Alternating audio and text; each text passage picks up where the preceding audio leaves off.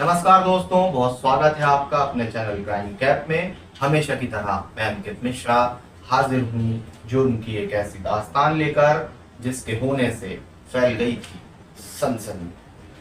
उसको जल्द से जल्द पैसे वाला बनना था और वो इसके लिए कुछ भी करने के लिए तैयार थी। इसके बाद वो बनाती है प्लान, एक शातिर प्लान। वो प्लान जो उसे एक झटके में बना देगा करोड़पति। अब इसके लिए उसने एक लूट का प्लान बनाया। प्लान बड़ा था जिसके लिए उसे एक गैंग की जरूरत थी। तो इस प्लान को अंजाम तक पहुंचाने के लिए अब वो प्लान बनाने के बाद गैंग बनाती है और वो इस गैंग को बनाने के बाद करोड़ों की इस डकैती को अंजाम देती है, जिसमें वो कामयाब भी हो जाती है। शातिर दिमाग की ये डाकू हसीना, इसके द्वारा बनाया गया प्लान, बेहद शातिर तरीके से इस प्लान को अंजाम देना और उसके बाद उसमें कामयाबी हासिल कर लेना। यानी अब तक जो कुछ हो रहा था वो इस डाकू हसीना की सोच के मुताबिक ही हो रहा था, लेकिन आगे जाकर मौसम बिगड़ जाता है और पुलिस के राडार पर आने के बाद ही ये डाकू हसीना चढ़ जाती है पंजाब पुलिस के हत्थे। इस डाकू हसीना का ये शातिर प्लान और इसमें उसे मिल गई थी सक्सेस। इसके बाद लुधियाना पुलिस के द्वारा लगाया गया फ्रूटी का वो लंगर, जहां से पंजाब पुलिस ने इस डाकू हसीना को दबोच लिया। ये पूरे सफर की कहानी क्राइम कैप के आज के इस एपिसोड में हम आपको सुनाएंगे। बने रहिए हमारे साथ, लेकिन उससे पहले आप हमारे चैनल को सब्सक्राइब कर लीजिए ताकि ऐसी ही कहानियों के वीडियोस जब भी हम पोस्ट करें सबसे पहले नोटिफिकेशन आप तक पहुंचे। तो आइए आपको सुनाते हैं लुधियाना की इस डाकू हसीना की कहानी। दरअसल तारीख थी 10 जून 2023। पंजाब का शहर लुधियाना। ये जो सुबह थी वो लुधियाना पुलिस के लिए आम सुबह नहीं थी, क्योंकि सवेरे सवेरे ही लुधियाना पुलिस को मिलती है एक वो खबर, जिस खबर को सुनने के बाद पूरा पुलिस महकमा हिल जाता है।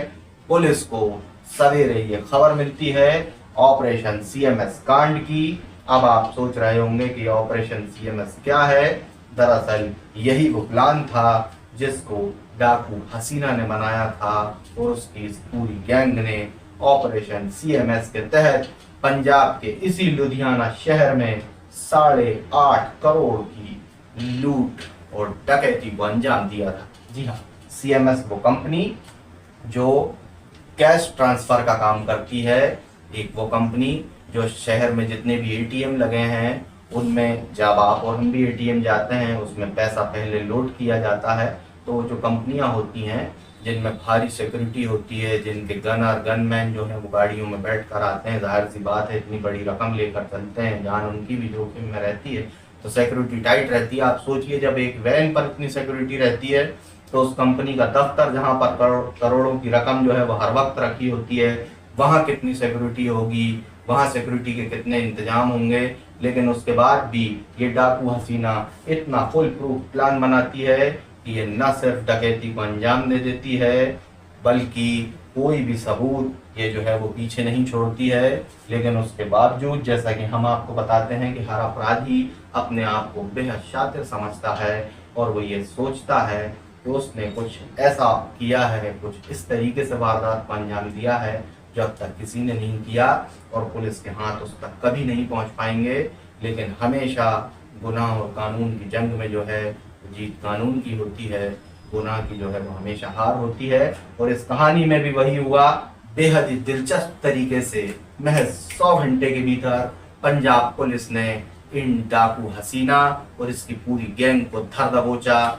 कैसे पुलिस इन तक पहुंची, ये पूरी दिलचस्प कहानी है। आगे आप बने रहिए हमारे साथ, हम कड़ी दर कड़ी आपको बताएंगे कि आखिर पुलिस इन तक कैसे पहुंची। अब पुलिस को खबर मिल चुकी थी ऑपरेशन सीएमएस की कि लुधियाना शहर में सीएमएस कंपनी के दफ्तर में जो है वो डकैती को अंजाम दिया गया है। डकैती छोटी मोटी नहीं है, 8.5 करोड़ जैसी बड़ी रकम की डकैती हुई है। जाहिर सी बात है मामला बड़ा था। लुधियाना के पुलिस कमिश्नर खुद मौके पर पहुंचते हैं सीएमएस कंपनी के दफ्तर, और इसके बाद जब पुलिस कमिश्नर इस कंपनी के दफ्तर का जायजा लेते हैं तो यहाँ की सुरक्षा व्यवस्था में जो लापरवाहियां बरती जा रही थी उसे देखने के बाद पुलिस कमिश्नर भी हैरान रह जाते हैं। शुरुआती तफ्तीश में पुलिस को यह जानकारी मिलती है कि डकैत जो 10 से 12 की संख्या में थे, उनमें से आधे लोग पीछे की दीवार फांदकर कंपनी के दफ्तर में दाखिल हुए, जबकि गिरोह के आधे सदस्य जो हैं वो आगे के दरवाजे से इस डकैती को अंजाम देने के लिए कंपनी के दफ्तर में घुसे थे। शुक्रवार शनिवार की दरमियानी रात लगभग 12:30 बजे इस डकैती को अंजाम दिया गया। और ये जो आप जानकर हैरान रह जाएंगे कि ये जो डकैत हैं, इन्होंने जितने भी सेंसर्स इस कंपनी के दफ्तर में लगे हुए थे, जाहिर सी बात है सिक्योरिटी अलार्म वगैरह सब कुछ था, लेकिन इन्होंने सारे सेंसर्स को जो है वो डीएक्टिवेट कर दिया। कंपनी के सारे सीसीटीवी फुटेज के तार जो है वो काट दिए और अपने साथ जब ये फरार हो रहे थे तो जाते जाते ये डीवीआर भी अपने साथ ले गए, यानी कि जितना भी फुटेज रिकॉर्ड्स था वो इन्होंने अपने साथ ले गए थे डकैत। और पुलिस के हाथ जो है वो अब खाली रहने वाले थे। और ये सब देखने के बाद पुलिस हैरान रह गई थी, लेकिन पुलिस अब इस बात और इस पॉइंट तक पहुंच चुकी थी कि एक कंपनी के भीतर के सिक्योरिटी सिस्टम की इतनी जानकारी किसी बाहरी आदमी को नहीं हो सकती। यानी अब इतना तो तय था कि ये डकैत जो भी हैं, इनके साथ सीएमएस कंपनी का कोई ना कोई कर्मचारी या बंदा अंदर का जरूर मिला हुआ है, जिसने कंपनी के अंदर की सारी जानकारियां इस गैंग को दी थी। और इसी वजह से बिना किसी गलती के ये गैंग जो है वो 8.5 करोड़ की डकैती को अंजाम देकर यहाँ से फरार हो जाता है।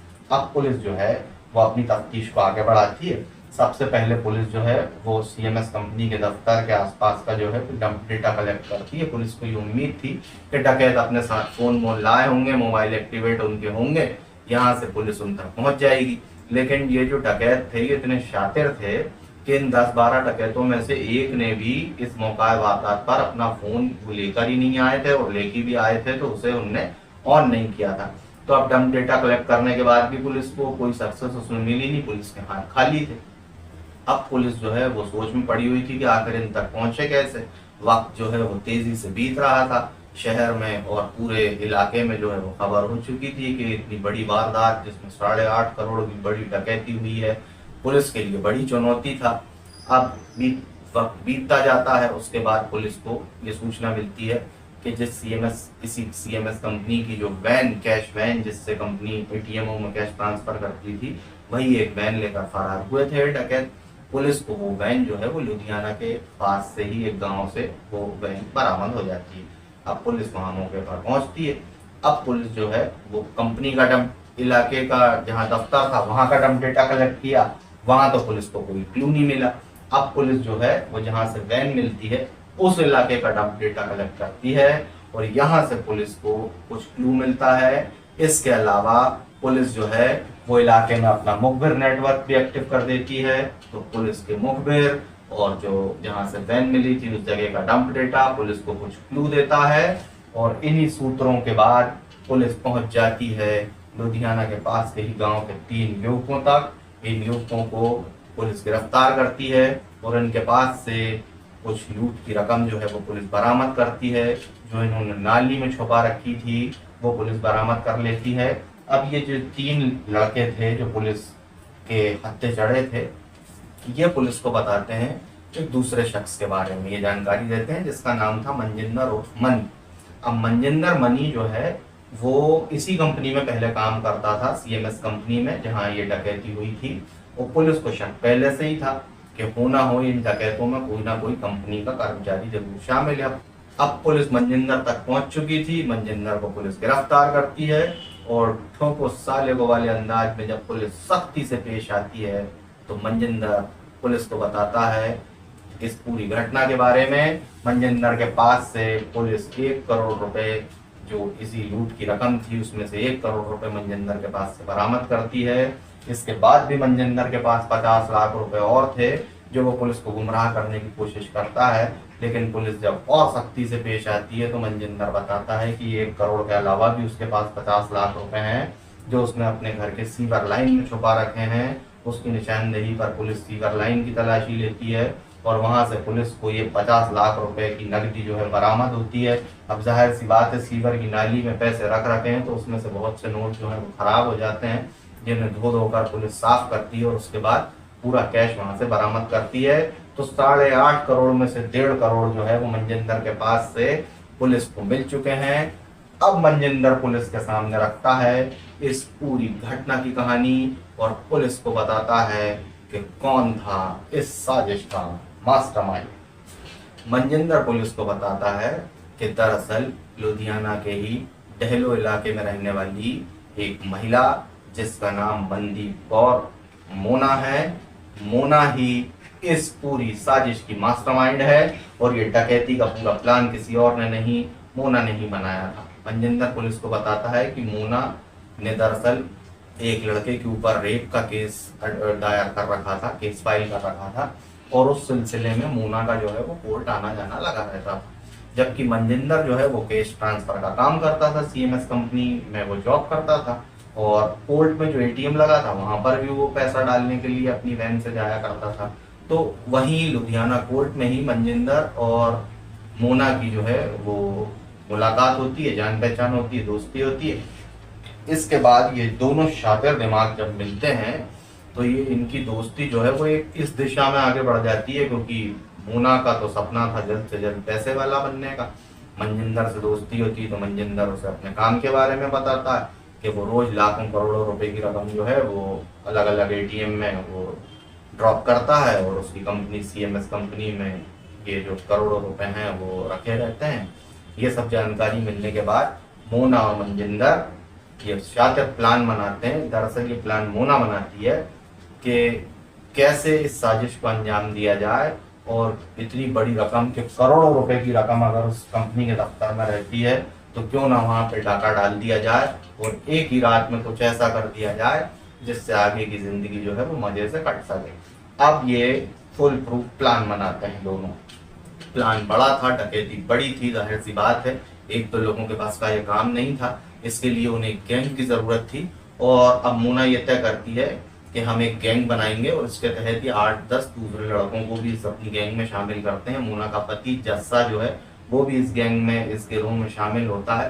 तो 3 ये लोग और बाकी 6-7 लोग बाहर के, कुल मिला के 10 लोग जो हैं वह इस गैंग में शामिल हो जाते हैं और इस प्लान के तहत पूरी प्लानिंग वो लोग करने लगते हैं। अब 2 टीमें बना देती है मोना। एक टीम 5 लोगों की मोना के अंडर में रहती है, एक टीम मनजिंदर के अंडर में रहती है और यही दोनों टीम जो है वो शुक्रवार की उस रात 10 जून को सीएमएस कंपनी के दफ्तर पर धावा बोलती हैं और 8.5 करोड़ की लूट को अंजाम देने के बाद मौके से फरार हो जाती है। अब पुलिस के सामने ये केस जो है वो बिल्कुल खुल चुका था कि डकैत आखिर कौन है। मनजिंदर पकड़ा चुका था, मोना के बारे में पुलिस को जानकारी दे चुका था।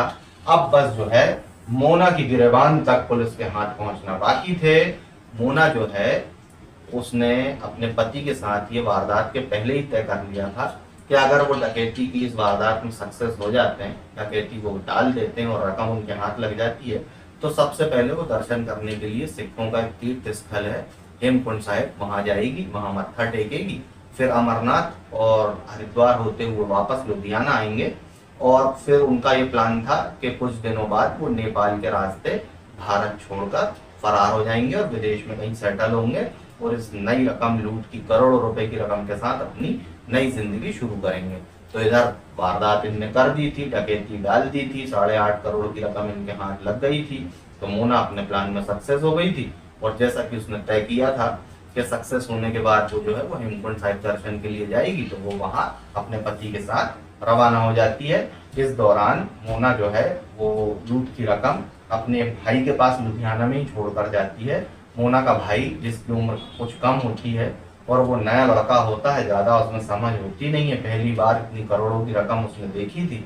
तो जब उसके घर में मोना के वो लूटे हुए, डाका डाले हुए करोड़ों रुपए होते हैं, तो वो लड़का जो है वो लगातार सोशल मीडिया पे उस रकम के साथ खड़े होकर फोटो वीडियोस बनाता है और लगातार ऐसे वीडियोस और रील्स सोशल मीडिया पर पोस्ट करना शुरू कर देता है, जिसके बाद ये वीडियो रील्स पुलिस तक भी पहुंचते हैं। पुलिस तो पहले से ही उसकी तलाश में जुटी हुई थी, यहाँ से पुलिस को और पुख्ता हो जाता है कि हाँ ये लूट जो है वो मोना ही मास्टरमाइंड है और ये बिल्कुल सही है, क्योंकि लूट की रकम जो है वो इसके भाई के पास इन वीडियो में और रील्स में साफ देखी जा सकती है।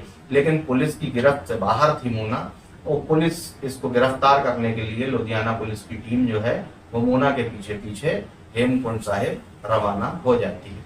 अब ये डकैत इतने शातिर कि इन्होंने अपने फोन ऑन किए नहीं है, काफी दिन तक आपस में इनने बात नहीं की। वो तो डंप डेटा जहाँ से वैन मिली वहां से कुछ क्लू मिला, लड़के गिरफ्तार हुए, उनने मनजिंदर के बारे में बताया, मनजिंदर ने मोनिका के बारे में बताया, मोनिका का भाई लगातार पैसे और लूट की रकम के साथ वीडियोस पोस्ट कर रहा है। यानी पुलिस फुल प्रूफ हो चुकी है कि मोना ही मास्टरमाइंड है और मोना जो है वो हेमकुंड साहिब जा चुकी है।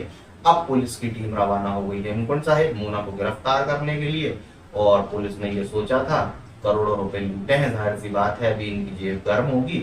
और ये हेलीकॉप्टर से ही ऊपर 20-21 किलोमीटर की वो चढ़ाई है हेमकुंड साहिब की, तो ये जाहिर सी बात है आराम से हेलीकॉप्टर से ही जाएंगे, पैसा इनके पास है ही लूट का हराम का। लेकिन पुलिस यहाँ गलत साबित होती है और ये हेलीकॉप्टर से दोनों पति पत्नी ऊपर दर्शन करने नहीं बल्कि पैदल ही 21 किलोमीटर का सफर करिए हेमकुंड साहिब के दरबार में मत्था टेकने के लिए जा रहे होते हैं। अब मोना जो है वो लूट को काफी दिन हो चुके थे, तो धीरे धीरे शुरुआत में तो इन लोगों ने अपना फोन वोन ऑन नहीं किया था, बड़े बेहद शातिर थे कि पुलिस कहीं इन तक पहुंच ना जाए। लेकिन अब काफी दिन हो चुके थे लूट के, तो ये भी थोड़ी सी ढील बरतने लगे और मोना ने हेमकुंड साहिब से अपनी माँ से भी बात की, अपने और रिश्तेदारों के पास भी इसके फोन आए, तो पुलिस को लगातार इसकी लोकेशन मिल रही थी। इसके साथ ही मोना जो है वो हेमकुंड साहिब का जो रास्ता है पूरा तो बेहद खूबसूरत है, हिमालय पर्वत और अच्छी अच्छी खूबसूरत वादियां हैं, तो वो अपने फोटो वहां से लगातार क्लिक कर कर सोशल मीडिया पे पोस्ट कर रही थी। तो पुलिस को लगातार ये भी जानकारी मिलती जा रही थी कि इस समय वो कहाँ तक पहुंच चुकी है। लेकिन उनके चेहरे जो है वो नकाब से ढके हुए थे, वो इलाका थोड़ी चढ़ाई पर है, ऊंचाई पर है, तो ठंडक वगैरह भी है, तो मोना के चेहरे पर भी कपड़ा नकाब था, उसके पति ने भी चेहरा ढक रखा था। अब हजारों तीर्थयात्री हेमकुंड साहिब की यात्रा करते हैं, अब इनमें से मोना और उसके पति जस्सा को तलाशना पुलिस के लिए कोई बड़ी चुनौती से कम नहीं था। अब पुलिस जो है वो ऐसे कैसे इनको पहचाने इतने लोगों में, तो आप सुनकर हैरान रह जाएंगे।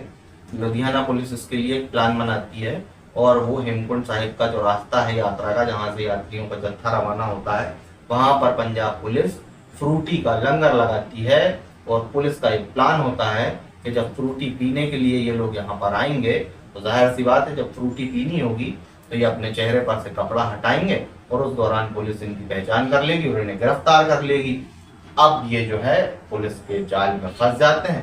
वो फ्रूटी पीने के लिए जैसे ही मोना और जस्सा पुलिस के इस लगाए हुए इस लंगर के स्टॉल पर पहुंचते हैं, अपने मुंह से कपड़ा हटाते हैं, पुलिस इन्हें पहचान लेती है। लेकिन पुलिस ये तय करती है कि पुलिस इस वक्त इन्हें गिरफ्तार नहीं करेगी, ये हेमकुंड साहिब में मत्था टेकने के लिए आए हैं, तो इनको वहां तक जाने दिया जाए। और ये जब अरदास करने के बाद, मत्था टेकने के बाद वापसी में यहाँ उतर रहे होंगे, तब पुलिस इन्हें गिरफ्तार करेगी। अब पुलिस इन्हें वहां जाने देती है और मत्था टेकने के बाद अपने गुनाह जो इनने किए थे, जाहिर सी बात है ये ऐसी धार्मिक जगह पर अपने पाप धोने के लिए ही पहुंचे थे। और जैसे ही दर्शन करके ये लोग बाहर आते हैं, लुधियाना पुलिस बाहर इनका स्वागत करने के लिए बेकरार थी, दोनों पति पत्नी को गिरफ्तार कर लेती है। उसके बाद मोना जो है, ये पूरा केस एकदम से खुल चुका था। मोना पुलिस को बताती है कि कैसे उसने मनजिंदर के साथ मिलकर इस पूरे प्लान को बनाया, जैसा कि मनजिंदर पहले ही पुलिस को बता चुका था। अब मोना की गिरफ्तारी के बाद पुलिस मोना को गिरफ्तार करके लुधियाना ले आती है। यहाँ से पुलिस जो है वो लूट की रकम में से 6.5 करोड़ रुपए मोना के पास से बरामद करती है। 6.5 ये 1.5 करोड़ जो है वो मनजिंदर के पास से मिले थे, यानी 8 करोड़, और बाकी की जो कुछ रकम थी वो उन 3 लड़कों से और इधर उधर से लगभग पूरी रकम जो है वो पुलिस रिकवर कर लेती है। और पुलिस, लुधियाना पुलिस की यहाँ इस बात में तारीफ करनी होगी कि बिना समय गवाए, बिना किसी क्लू के, जबकि जो ये डकैत हैं इनने बहुत शातिर अपना दिमाग चलाया, मोबाइल वहां पर एक्टिवेट नहीं किए, सारे सीसीटीवी फुटेज जो है डीवीआर वो सब वहां से डिलीट कर दिए, अपने साथ ले गए, पुलिस को गुमराह करने की पूरी कोशिश की। लेकिन उसके बावजूद लुधियाना पुलिस ने महज 100 घंटे के अंदर इस टेढ़े से दिखने वाले केस को बहुत ही आसानी से सॉल्व कर लिया और मात्र 100 घंटे के भीतर डकैतों का ये पूरा गैंग पुलिस के हत्थे चढ़ चुका था। महज 100 घंटे के अंदर लुधियाना पुलिस को ये जो कामयाबी मिली थी, ये छोटी मोटी कामयाबी नहीं थी। 8.5 करोड़ की बड़ी रकम की लूट डकैती की घटना को महज 100 घंटे में सॉल्व कर लेना, जाहिर सी बात है जितनी तारीफ की जाए पंजाब पुलिस और लुधियाना पुलिस की वो कम है। और यही बात को देखते हुए पंजाब पुलिस के जो आला अधिकारी होते हैं, जो टीम इन डाकुओं को महज 100 घंटे के अंदर पकड़ लेती है, उस पूरी टीम को 10 लाख रुपए का इनाम जो है वो पंजाब पुलिस देती है। तो दोस्तों, कैसी लगी आपको आज की क्राइम कैप की हमारी ये स्टोरी? हमेशा की तरह कमेंट सेक्शन में हमें बताना ना भूलें। वीडियो पसंद आया हो तो इसे लाइक करें, शेयर करें, ज्यादा से ज्यादा लोगों को आप क्या अपने चैनल क्राइम कैप से जोड़ने की कोशिश करें, क्योंकि हम निकले हैं एक ऐसी मुहिम पर जिसमें हमें बनाना है क्राइम फ्री सोसाइटी, और उसमें हमें आपके सपोर्ट की जरूरत है। आप हमारे चैनल को सब्सक्राइब कर हमें अपना सपोर्ट दे सकते हैं। आगे किसी और वारदात की दास्तान के साथ आपसे फिर होगी मुलाकात। तब तक दीजिए इजाजत। जय हिंद।